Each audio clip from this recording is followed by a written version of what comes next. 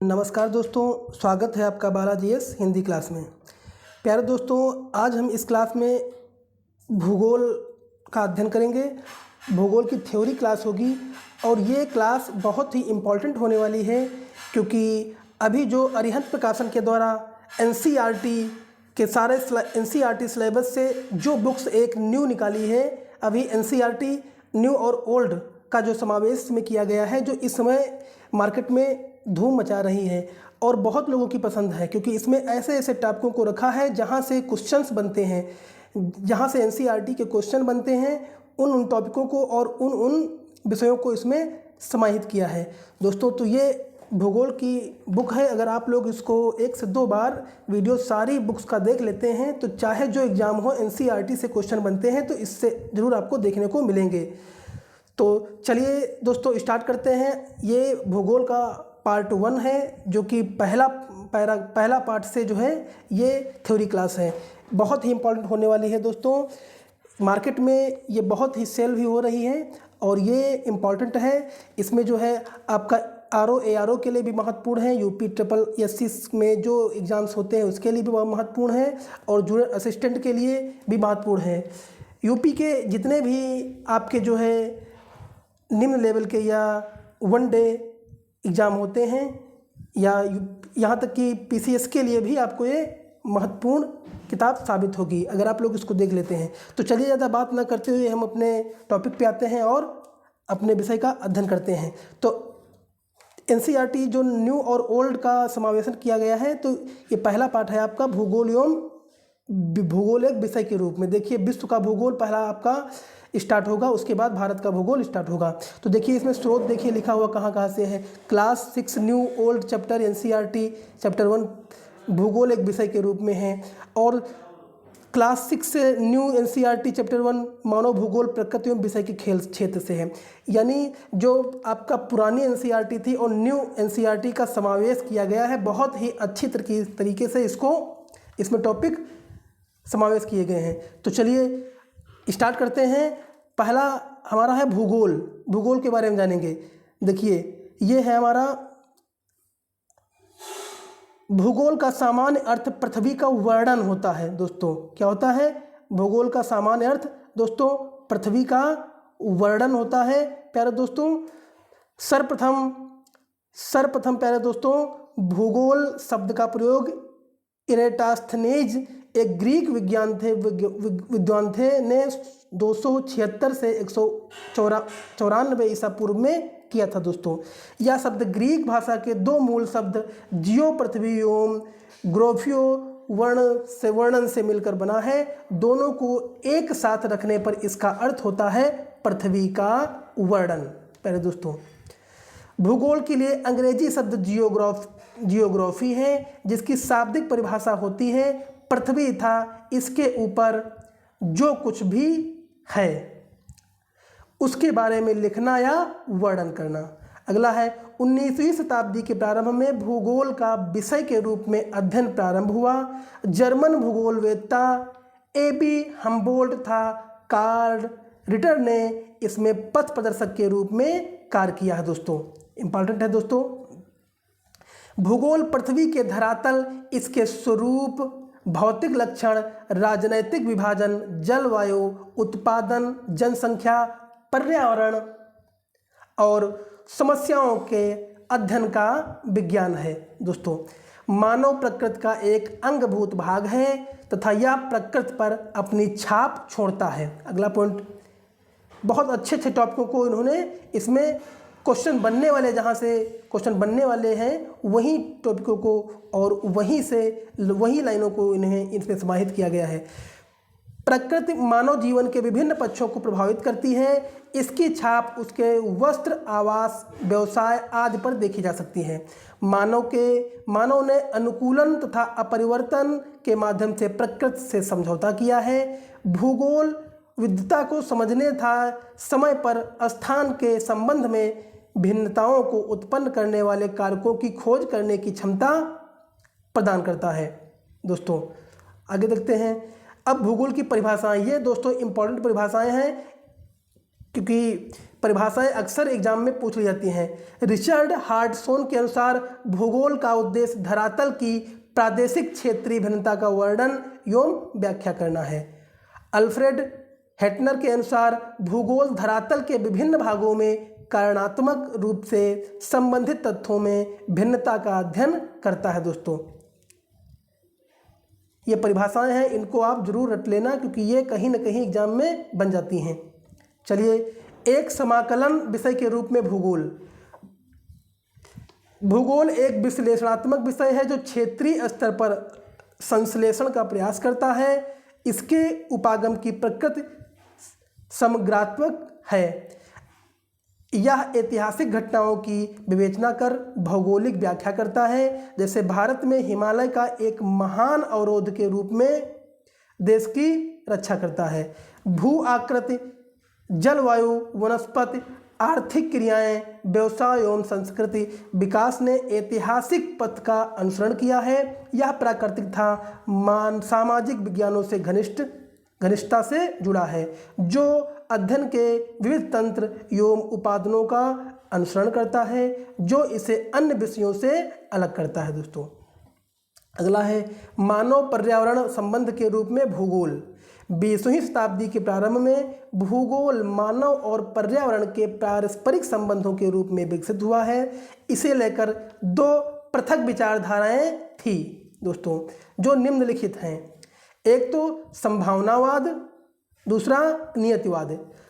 संभावनावाद में इसके अनुसार मानव अपने पर्यावरण में परिवर्तन करने में समर्थ होते हैं। इस विचारधारा के समर्थन वाइडल, डी ला, ब्लास तथा एस बैफ्रे थे। और नियतिवाद का देखिए, इसके अनुसार मानव के सभी कार्य पर्यावरण द्वारा निर्धारित होते हैं। इस विचारधारा के समर्थक एफ रेटजेल व ई हॉन्गस्टन थे। यानी जो है मानव के सभी कार्य पर्यावरण द्वारा निर्धारित होते हैं, ये आपका नियतिवाद में आता है, जो है इसके वैज्ञानिक रेटजेल और हॉस्टिंग थे। और दूसरा, मानव अपने पर्यावरण में परिवर्तन करने में समर्थ होता है। ये जो मानव पर्यावरण में समर्थ होता है, ये विचारधारा थे वाइडिल, ब्लास या एफ बैफ्रे। दोस्तों, इंपॉर्टेंट दोनों है संभावनाएं, इससे जहाँ क्वेश्चन बन जाते हैं दोस्तों, इसको याद रख लेना। चलिए आगे देखते हैं।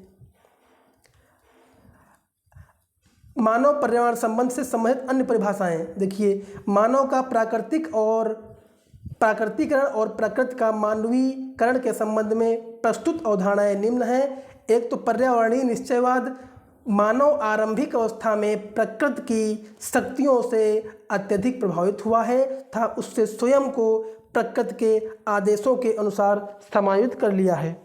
इस अन्योन्य क्रिया को पर्यावरणीय निश्चयवाद कहा जाता है। संभावनावाद, मानव ने समय के अनुसार पर्यावरण तथा प्राकृतिक बलों को समझा तथा सामाजिक और सांस्कृतिक वातावरण का विकास किया। इसे ही संभववाद नाम दिया गया। नवनिश्चयवाद दोस्तों देखिए, भूगोलवेत्ता ग्रिफिथ टेलर ने पर्यावरणीय निश्चयवाद तथा संभववाद के बीच मध्य वर्ग की एक नवीन संकल्पना को प्रस्तुत किया है, जिसे नवनिश्चयवाद या रुको और जाओ निश्चयवाद कहा है। दोस्तों, यह प्रकृति नियमों का अनुसरण करने, प्रकृति तथा विजय प्राप्त करने पर बल देता है। यह विकसित अर्थव्यवस्थाओं के तीव्र औद्योगिक विकास के परिणाम स्वरूप उत्पन्न हरित गृह प्रभाव, ओजोन परत क्षरण, भूमंडलीय तापन, हिम नदियों का कम होना तथा निम्नीकृत भूमियों के नियंत्रण व पर्यावरणीय संरक्षण में सहायक है। दोस्तों, अगला, यह संकल्पनात्मक ढंग से एक संतुलन बनाने का प्रयास करता है, जो संभावनाओं के मध्य अपरिहार्य चयन द्वैतवाद को निष्फल करता है। और भूगोल की शाखाएं कौन सी देख लीजिए हैं। भूगोल की शाखाएं, भूगोल अध्ययन का एक अंतर शिक्षण है विषय है। प्रत्येक विषय के अध्ययन कुछ उपागमों के अनुसार किया जाता है। भूगोल के अध्ययन के दो उपागम निम्न प्रकार हैं। अगला, क्रमबद्ध उपागम। क्रमबद्ध उपागम, इसमें क्या होता है, क्रमबद्ध उपागम या विषय वस्तुगत का उपागम वही होता है जो सामान्य भूगोल का होता है या जर्मन भूगोलवेत्ता अलेक्जेंडर वान हम्बोल्ट द्वारा प्रवर्तित किया गया है। इससे एक तथ्य का पूरे विश्व स्तर पर अध्ययन किया जाता है। तत्पश्चात क्षेत्रीय स्वरूप के वर्गीकृत प्रकारों की पहचान की जाती है।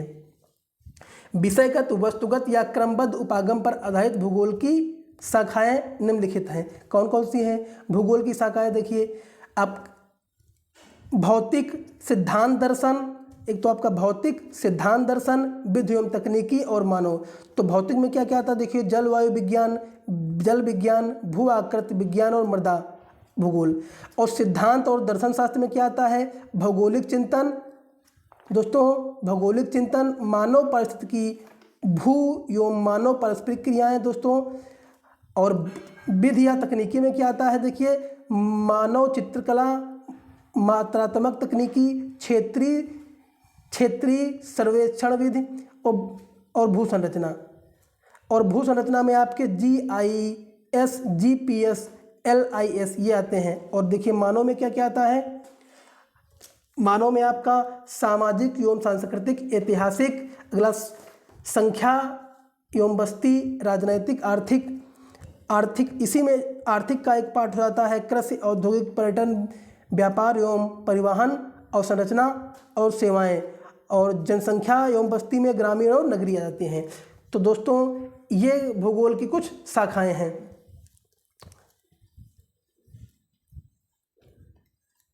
चलिए आगे देख लेते हैं। अगला है आपका भौतिक भूगोल। भौतिक भूगोल क्या है? देखिए, भौतिक भूगोल भू आकृति विज्ञान या भू आकृतियां, उनके क्रम, विकास एवं संबंधित प्रक्रियाओं का अध्ययन करता है। जलवायु विज्ञान इसके अंतर्गत वायुमंडल की संरचना, मौसम तथा जलवायु के प्रकार तथा जलवायु प्रदेश का अध्ययन किया जाता है। अगला है आपका जल विज्ञान। क्या है जल विज्ञान? दोस्तों, यह धरातल के जल परिमंडल जिसमें समुद्र, नदी, झील तथा अन्य जलाशय सम्मिलित हैं तथा उसका मानव रहित विभिन्न प्रकार के जीवों एवं उनके कार्यों का प्रभाव अध्ययन करता है। मृदा भूगोल, यह मिट्टी निर्माण की प्रक्रियाओं, मिट्टी के प्रकार, उनका उत्पादकता स्तर, वितरण एवं उपयोग आदि को अध्ययन करता है। अब देखिए, मानव भूगोल क्या है? सामाजिक, सांस्कृतिक और भूगोल। ये क्या है? इसके अंतर्गत समाज था उसकी स्थानिक, प्रादेशिक, गत्यात्मक एवं समाज के योगदान से निर्मित सांस्कृतिक तत्वों का अध्ययन किया जाता है। अब देखिए, जनसंख्या एवं अधिवास भूगोल, यह ग्रामीण था नगरीय क्षेत्रों में जनसंख्या वृद्धि, उसका वितरण, घनत्व, लिंग अनुपात, प्रवास एवं व्यावसायिक संरचना आदि का अध्ययन करता है। जबकि अधिवास भूगोल में ग्रामीण, नगरीय अधिवासों के वितरण, प्रारूप तथा अन्य विशेषताओं का अध्ययन किया जाता है। किसमें? जनसंख्या एवं अधिवास भूगोल में। अगला आर्थिक भूगोल में क्या क्या है? यह मानव की आर्थिक क्रियाओं जैसे कृषि, उद्योग, पर्यटन, व्यापार एवं परिवहन, अवस्थापना तत्व तथा सेवाओं का अध्ययन करता है। ऐतिहासिक भूगोल, या उन ऐतिहासिक क्रियाओं का अध्ययन करता है जो क्षेत्र को संगठित करते हैं। प्रत्येक प्रदेश वर्तमान स्थिति में आने के पूर्व ऐतिहासिक अनुभवों के गुजरता है। भौगोलिक तत्वों में भी सामयिक परिवर्तन होते रहते हैं और इसी के व्याख्या ऐतिहासिक भूगोल का ध्येय है। राजनीतिक भूगोल, देखिए, राजनीतिक भूगोल यह प्रत्येक क्षेत्र को राजनीतिक घटनाओं को दृष्टि से देखता है और यह सीमाओं के निकटतम पड़ोस इकाइयों के मध्य भूवैयासिक संबंध, निर्वाचन के क्षेत्र, परिसीमन, चुनाव परिदृश्य का विश्लेषण करता है। साथ ही में जनसंख्या के राजनीतिक व्यवहार को समझने के लिए सैद्धांतिक रूप से रेखा विकसित करता है। दोस्तों, तो ये कुछ राजनीतिक भूगोल में आते हैं। अब देखिए, जीव भूगोल में क्या क्या आता है?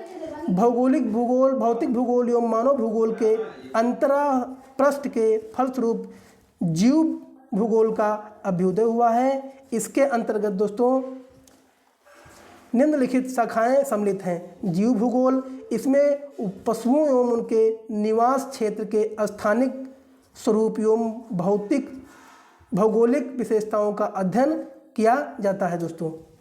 चलिए आगे देखते हैं। अगला है वनस्पत भूगोल। यह प्राकृतिक वनस्पति का उसके निवास क्षेत्र में स्थानिक स्वरूप का प्रारूप का अध्ययन करता है। और पारिस्थितिक विज्ञान, इसमें प्रजातियों के निवास स्थिति क्षेत्र का वैज्ञानिक अध्ययन किया जाता है। और पर्यावरण भूगोल में क्या होता है, इसमें संपूर्ण विश्व में पर्यावरणीय प्रतिबोधन के फलस्वरूप पर्यावरणीय समस्याओं जैसे भूमि ह्रास, प्रदूषण, संरक्षण की चिंता आदि का अनुभव किया जाता है, जिसके अध्ययन हेतु इस शाखा का विकास हुआ है दोस्तों। अब देखिए प्रादेशिक उपागम। प्रादेशिक उपागम क्या है दोस्तों? प्रादेशिक उपागम का विकास हमबोल्ट के समकालीन एक दूसरे जर्मन भूगोलवेत्ता कार्ल रिटन द्वारा किया गया। इसमें विश्व को विभिन्न पदानुक्रमित स्तर के प्रदेशों में विभक्त किया जाता है और फिर एक विशेष प्रदेश में सभी भौगोलिक तत्वों का अध्ययन किया जाता है। प्रादेशिक उपागम पर आधारित भूगोल की शाखाएं निम्नलिखित हैं। कौन कौन सी हैं? देखिए प्रादेशिक उपागम के आधार पर एक तो भूगोल की शाखाएं कौन कौन सी हैं? इसमें भूगोल की शाखाएं प्रादेशिक अध्ययन, क्षेत्रीय और अध्ययन आते हैं। इसमें कौन? स्थूल प्रादेशिक अध्ययन, मध्य प्रादेशिक अध्ययन और सूक्ष्म प्रादेशिक अध्ययन आते हैं। अगला क्या है आपका? प्रादेशिक विकास, प्रादेशिक विश्लेषण और प्रादेशिक योजना। तो प्रादेशिक योजना में ये दो पार्टों में बांट दिया गया है, देश ग्रामीण योजना और शहरी योजना। चलिए देखते हैं। अगला है भूगोल की प्रमुख शाखाएं कौन कौन सी हैं? बृहद, मध्य, लघुस्तरीय, प्रादेशिक, क्षेत्रीय अध्ययन, ग्रामीण क्षेत्र नियोजन तथा शहर एवं नगर नियोजन सहित प्रादेशिक नियोजन। अगला आपका प्रादेशिक विकास, प्रादेशिक विवेचना, विश्लेषण। दो ऐसे पक्ष हैं जो सभी विषयों के लिए उभयनिष्ठ सर्वनिष्ठ हैं, ये हैं। दर्शन, भौगोलिक दर्शन में क्या आता है? भौगोलिक चिंतन, भूमि एवं मानव अंतर्क्रिया, मानव पारिस्थितिकी। अब देखिए विविध तंत्र एवं तकनीकी, सामान्य एवं संगणक आधारित मानचित्र, परिणात्मक तकनीकी, सांख्यिकी तकनीकी, क्षेत्र सर्वेक्षण विधियाँ। अगला दोस्तों भू सूचना विज्ञान तकनीकी जैसे दूर संवेष्टन तकनीकी, भौगोलिक सूचना तंत्र, वैश्विक स्थिति तंत्र दोस्तों। अगला इस प्रकार उपयुक्त विवरण भूगोल की शाखाओं की विस्तृत रूपरेखा प्रस्तुत दोस्तों करता है। चलिए आगे देखते हैं। अगला है आपका भौतिक भूगोल एवं उसका महत्व। भौतिक भूगोल में भूमंडल, वायुमंडल, जलमंडल, जैवमंडल इत्यादि का अध्ययन किया जाता है। भूमंडल, इसमें भू आकृतियाँ, प्रवाह, उच्चाउच्च इत्यादि का अध्ययन किया जाता है। वायुमंडल में इसमें उसकी बनावट, संरचना, तत्व एवं मौसम तथा जलवायु, तापक्रम, वायुदाब, वायु वर्षा, जलवायु प्रकार इत्यादि का अध्ययन होता है। जैवमंडल, इसमें जीव के स्वरूप, मानव एवं बृहद जीव एवं उसके पोषण प्रक्रम जैसे खाद्य श्रृंखला, पारिस्थितिकी प्राचल एवं पारिस्थितिकी संतुलन का अध्ययन दोस्तों किया जाता है। अब उपयुक्त में निम्नलिखित तत्वों का महत्व निम्नलिखित है। उपयुक्त में निम्नलिखित तत्वों का महत्व निम्नलिखित है। मिट्टियाँ, ये मृदा निर्माण प्रक्रिया में निर्मित होती हैं। ये मूल चट्टान जैविक प्रक्रिया एवं कालावधि पर निर्भर करती हैं। कालावधि मिट्टियों को परिपक्वता प्रदान करती हैं। यह मृदा पार्श्विकता के रूप में सहायक होती हैं। मृदा एवं नवीकरणीय पुनः स्थापनीय संसाधन हैं जो अनेक आर्थिक क्रियाओं विशेषकर कृषि को प्रभावित करती हैं। मृदा पौधों, पशु एवं सूक्ष्म जीवाणुओं के धारक जीवमंडल के लिए आधार प्रदान करती हैं। भू आकृतियाँ या मानव क्रियाओं हेतु आधार प्रदान करती हैं। मैदानों का प्रयोग कृषि कार्य के लिए होता है। पठारों में वन तथा खनिज संपदा विकसित होते हैं। पर्वत चरागाहों, पर्यटक स्थलों के रूप में देखे जाते हैं तथा नदियों को जल यहीं से प्राप्त होता है। अब देखिए जलवायु या घरों के प्रकार, वस्त्र तथा भोजन को प्रभावित करती है। इसका वनस्पति, सस्य स्वरूप, पशुपालन इत्यादि आदि पर अधिक प्रभाव पड़ता है। मनुष्य ने ऐसी तकनीकों का विकास किया है जिससे सीमित क्षेत्र में जलवायु को अपरिवर्तित किया जा सकता है। तापमान तथा वर्षा से ये वनों के घनत्व एवं घास मैदानों के गुणवत्ता को सुनिश्चित करते हैं। भारत में मानसूनी वर्षा कृषि आवर्तन प्रणाली को गति प्रदान करती है। वर्षा भूमिगत जल धारक प्रशस्त को पुनरावशेषित कर कृषि एवं घरेलू कार्यों के लिए जल की उपलब्धता को संभव बनाती है। समुद्र ये संसाधनों के भंडार हैं। मछली तथा अन्य समुद्री भोजन के अतिरिक्त या खनिजों की दृष्टि से भी संपन्न है। भारत ने समुद्री तल के मैग्नीज पिंड एकत्रित करने की तकनीकी विकसित की है। भौतिक भूगोल प्राकृतिक संसाधनों के मूल्यांकन तथा प्रबंधन से संबंधित विषय के रूप में विकसित हुआ है। इस प्रक्रिया में भौतिक पर्यावरण तथा मानव के मध्य संबंधों को समझना आवश्यक है।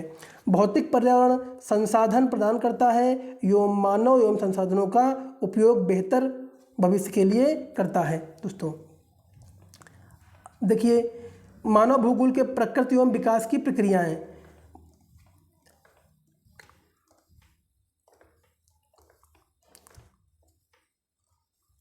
चलिए आगे देखते हैं। अगला है मानव भूगोल प्राकृतिक एवं मानवीय जगत के बीच संबंध, मानवीय घटनाओं तथा स्थानांतरित वितरण तथा उसके घटित होने के कारण एक विश्व के विभिन्न भागों में सामाजिक और आर्थिक भिन्नताओं का अध्ययन करता है। और मानव भूगोल की परिभाषाएं कुछ हैं जो कि इम्पोर्टेंट है, इसको देख लेते हैं। रैंट जल के अनुसार मानव भूगोल मानव समाजों एवं धरातलों के बीच संबंधों का संश्लेषण अध्ययन है। एलन चर्चित संपल के अनुसार मानव भूगोल अस्थिर पृथ्वी और क्रियाशील मानव के बीच परिवर्तनशील संबंधों का अध्ययन है। पाल विडाल डी ला प्लास के अनुसार मानव भूगोल हमारी पृथ्वी को नियंत्रित करने वाले भौतिक नियमों तथा इस पर रहने वाले जीवों के मध्य संबंधों के अधिक संश्लेषण ज्ञान से उत्पन्न संकल्प है। अगला देख लीजिए। अगला आपका मानव भूगोल संबंधी विचारधाराएं। मानव भूगोल को के विषय में एक दीर्घकालीन सांतव्य अर्थात अंतर संबंध पाया जाता है। हालांकि समयानुसार इसके उपागमों में बदलाव आया है। इसके संबंधित विचारधारा निम्नलिखित हैं।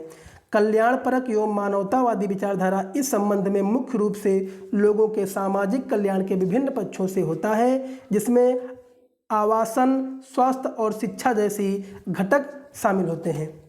अमूलवादी रेडिकल विचारधारा इसमें निर्धनता के कारण बंधन तथा सामाजिक असमानता की व्याख्या हेतु मार्क्स के सिद्धांत का उपयोग किया जाता है। दोस्तों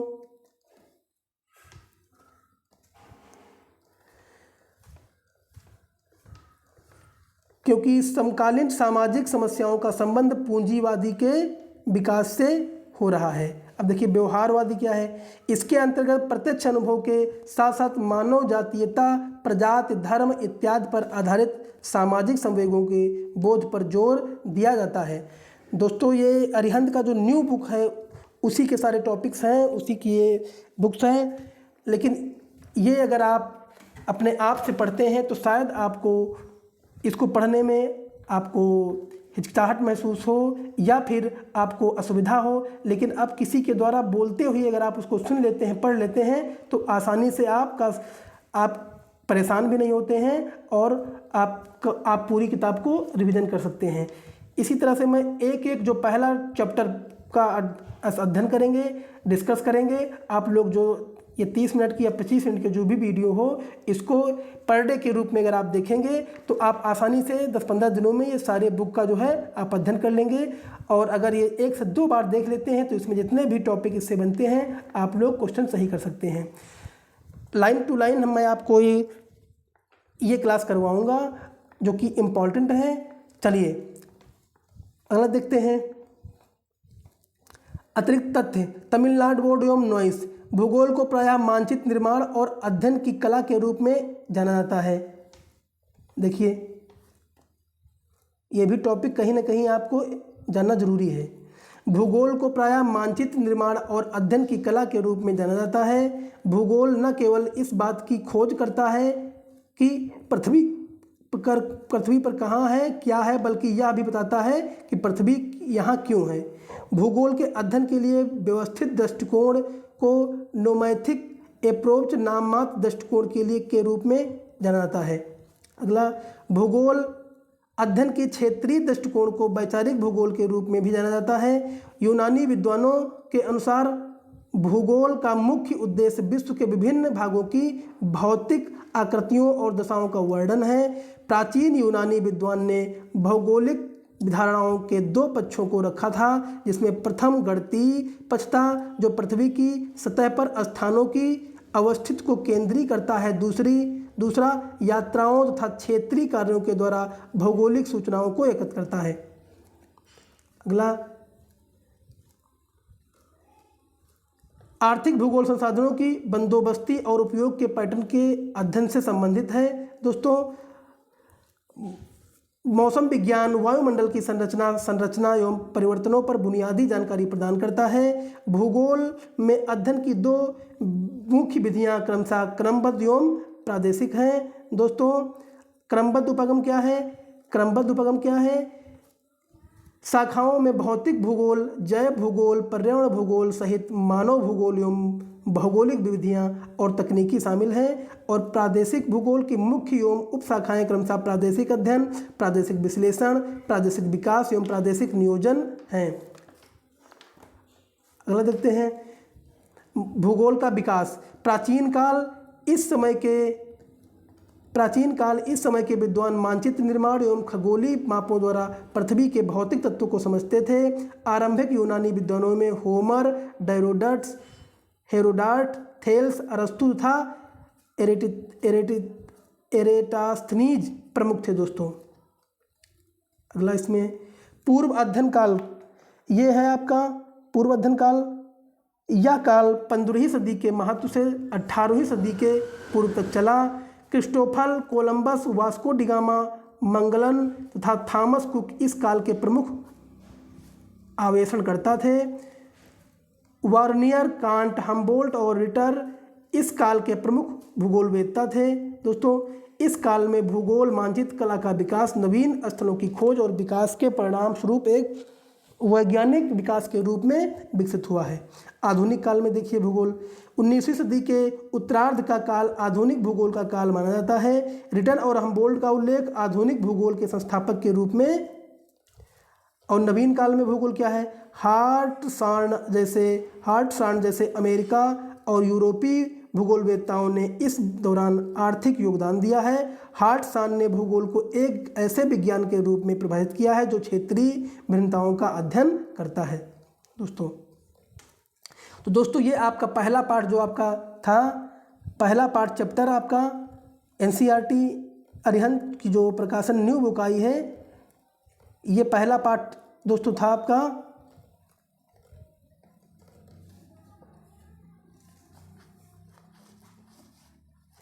भूगोल एक विषय के रूप में। तो इस भाग में आपने सिर्फ नॉर्मल भूगोल विषय के रूप में पढ़ा कि भूगोल किस चीज़ में समाहित होता है और किस चीज़ में है, बस यही नॉर्मल, इसमें कोई बहुत खास नहीं था। लेकिन ये क्योंकि ये बुक का पहला पार्ट है इसलिए आपको करवाना बहुत ही ज़रूरी था, मैंने करवा दिया है। अब आगे जो आपके पाठ आएंगे जो बहुत ही इंपॉर्टेंट होंगे, जैसे ब्रह्मांड, अगला वाला पाठ आपका ब्रह्मांड है और ब्रह्मांड में आपके सारे ब्रह्मांड के बारे में पढ़ेंगे। उसमें आपके बहुत सारे ग्रह आ जाएंगे, नक्षत्र आ जाएंगे और क्या कहते हैं आपके क्षुद्र ग्रह आएंगे। इस प्रकार से बहुत सारे क्वेश्चन आपको, उससे बहुत ही मोस्ट इम्पॉर्टेंट क्वेश्चन अगला जो है, अगला वीडियो होने वाला है। चलिए, इसमें आप लोगों ने सिर्फ यही जाना कि भूगोल क्या है और ये इससे क्वेश्चन, परिभाषाओं के क्वेश्चन बन जाते हैं। दोस्तों इसको भी आप लोग देख लेना।